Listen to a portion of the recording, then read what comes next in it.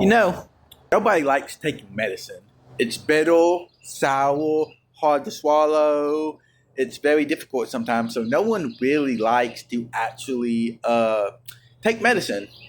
I mean, it's not something that's very enjoyable. No one has, in history, as far as I know, has ever said, "Hey, we got to take some medicine because it's going to taste great. It's going to do all that." No, no, no, no. Most people we not don't regret, but dread having to take their medicine because again, it's not very good. It's always sour, bitter, hard to swallow, like I said, but it makes you feel good at the end of the day. That's kind of what's happening with Trump's tariff seal.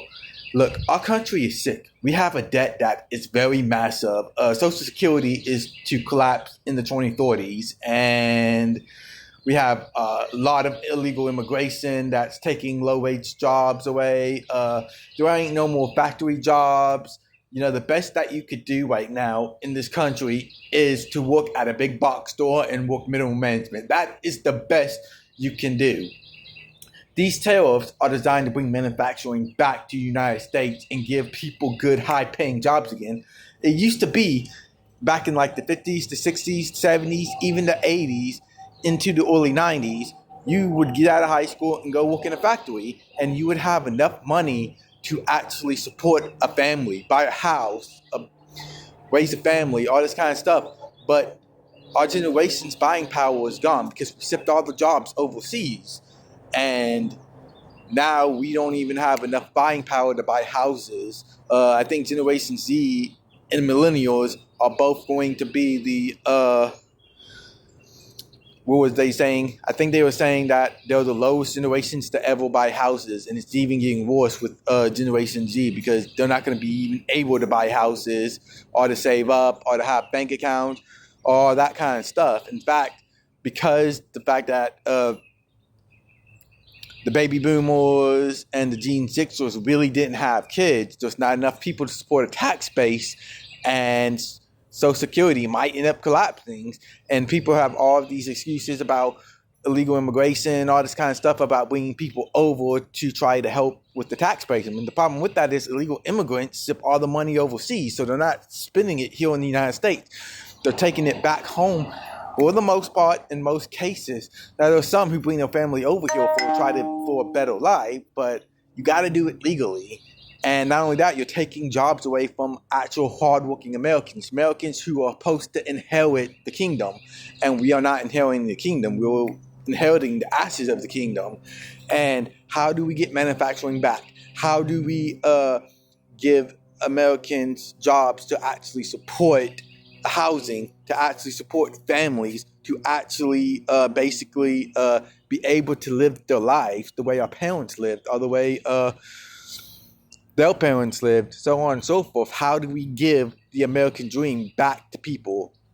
And the way to do that is through these tariffs. I know these tariffs aren't great. They're crashing the economy right now, and you're thinking that everything's going bad. But in the long term, it's actually going to be good for this country because we will bring factories back to this country. We will overall bring stuff back to this country and actually give people jobs again and actually give them high-paying jobs again. This is why the unions are all happy with what Trump's doing. Not only that, but Trump's approval rating is actually up despite the economy crashing, and it's because we know what we got to do. So here's the thing. We don't do what is easy. That's what we've been doing. We've been shipping all the jobs overseas with the global market, and we've been trying to get cheap goods to China, but people can't afford the cheap goods anymore because of inflation and other stuff, and all of that is due to the fact that we don't make anything here. We really don't. We don't manufacture anything. We don't trade anything. So how is our dollar good? It shouldn't be. It really should not be good. So how is it? It's because we have all the guns. It's because we're over there bombing the Middle East. It's because we are doing these crazy stuff to try to make sure our dollar is actually worth something and people are trading it. But we see what's happening. Our enemies are at the gate. Russia, China, BRICS, they're all trying to make their own currency now. They're all trying to go around the American dollar. They're basically trying to subsidize or take away our wealth and taking away our inheritance of this country. And they can do it. All it takes is a few countries to break away and our dollar crashes overnight. We are about to become one of the worst economic disasters in history.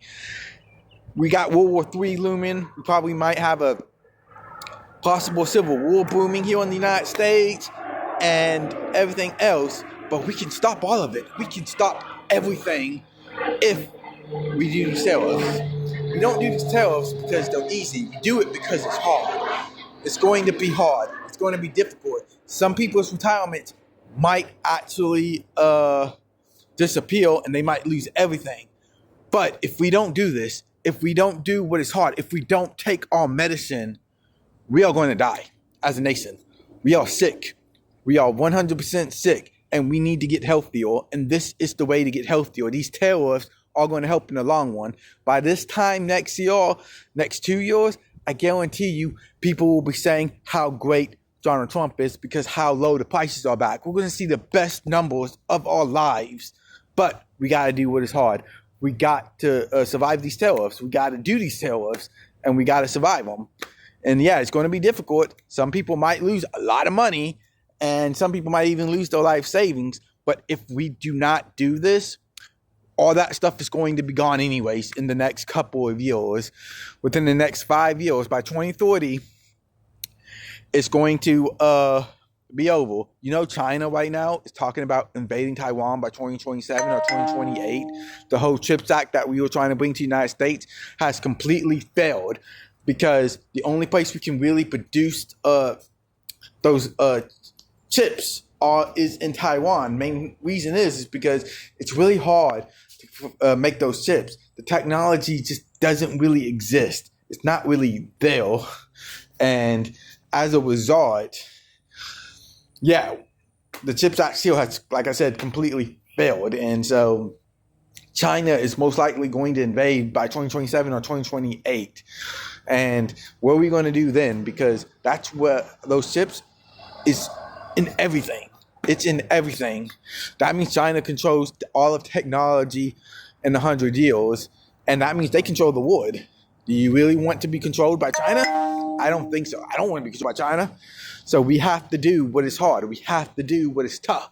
We have to do these tariffs. Because if we don't, we're going to fall as a nation. We ain't going to survive. Generation Z does not have any buying power. Millennials like me, we have very little buying power. This is how we get our buying power back. This is how we do it. Think about it.